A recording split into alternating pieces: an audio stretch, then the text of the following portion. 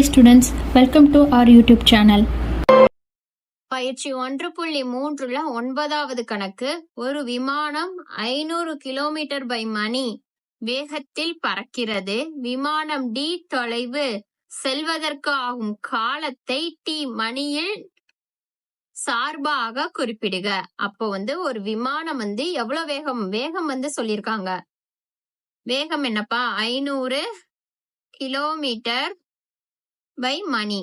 வேகம் நமக்கு கொடுத்துட்டாங்க. அதோட தொலைவு டி அப்படின்னு, நேரம் டி அப்படின்னு சொல்லிட்டாங்க. தொலைவு அப்படின்றதுக்கு ஃபார்முலா டி அப்படின்றது என்னன்னா, வேகம் எவ்வளவு வேகமா போயிருக்கு இன்ட்டு நேரம். தொலைவோட formula D is equal to 500 into T. அப்ப டி ஈக்குவல் டு 500 டி அப்படின்றது நமக்கு கிடைக்கும்.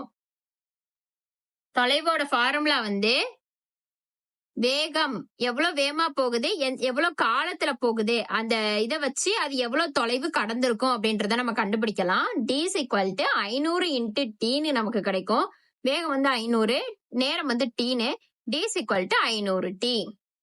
Please subscribe the channel. Thank you students.